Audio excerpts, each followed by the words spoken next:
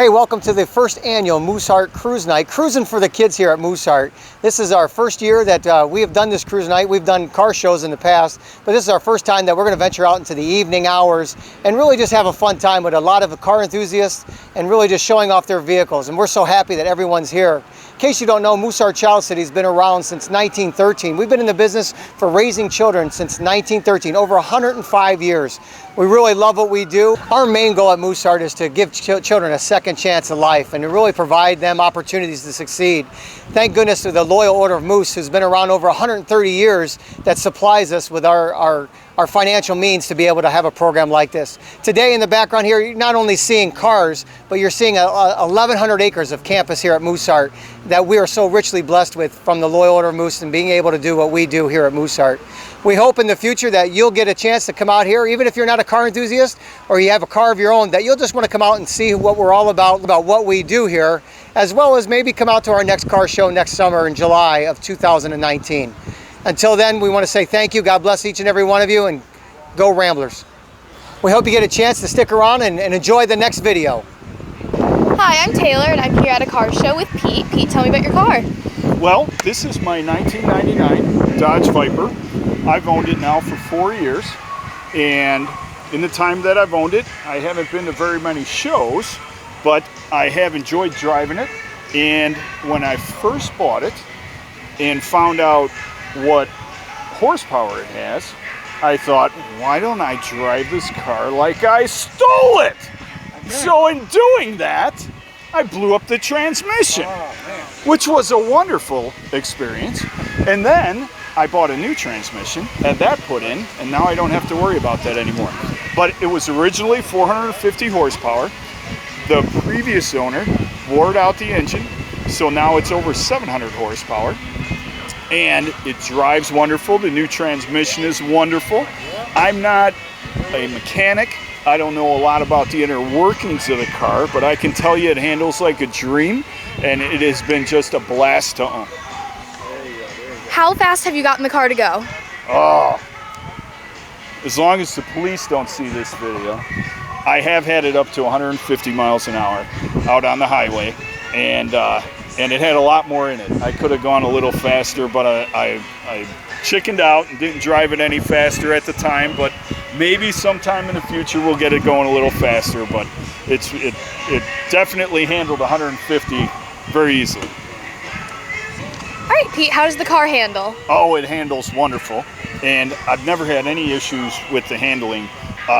It's a little bit heavier than a lot of exotic cars, so it does hug the ground very well. The tires are great for hugging the ground on turns, and it is a 6-speed, so you can downshift into the turns, and it just handles like a dream. The steering is a little different than any car I've ever driven before, because when you turn the wheel, the car turns so much more than with your average car, where you have to turn the wheel a lot more. So with this car, it's very responsive, and when you turn a little, the car turns a lot. It takes a little getting used to, but it's a lot of fun. Very interesting. Have you ever had any issues with it since it's so fast? No, not any issues yet, fortunately. I've had situations where it could have been an issue because it is so fast, and it cuts down on your amount of time that you have to stop or to avoid danger. But driving it only a couple thousand miles a year, I've been fortunate so far, and hopefully it stays that way. Wonderful. All right, Pete, what made you decide to get a Viper? Well, my wife and I were looking at exotic cars, and we considered a lot of different cars, a lot of different styles, but when it came to the best car for the price with the most power, there was no question that the Viper was the way to go. And we had a lot of trouble finding a Viper in this area of the country, in the Chicagoland area. So we had to expand our search, and ultimately ended up buying this car from Las Vegas, a dealership in Las Vegas, and having it shipped back to the Chicagoland area. Wow. And that was the only way that we could get the car that we wanted. So it was pretty involved a process of finding the car, but once we did, we were very happy that we did it that way. Have you ever taken it up to the Dodge Viper road course? I have not yet, but I would love to sometime in the future. Can we get a look inside? Absolutely. Let's pop the hood.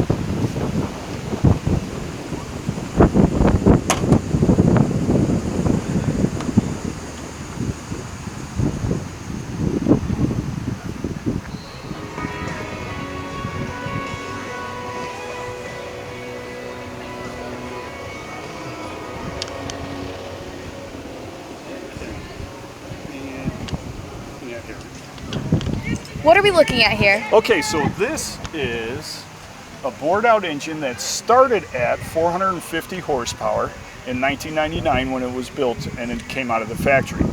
Previous owner bored out the engine so that it's now over 700 horsepower.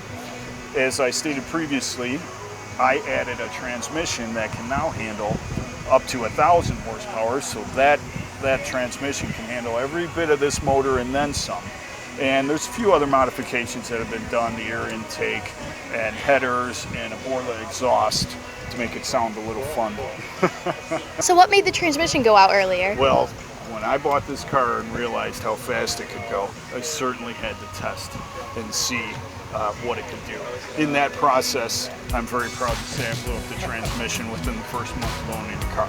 So in other words, I tested it and took it very, very high.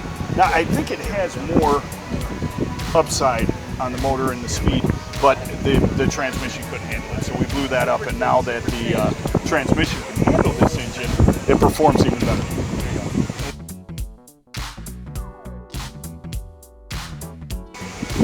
How much torque? The torque is about 650. It's almost equal to the horsepower, and it can handle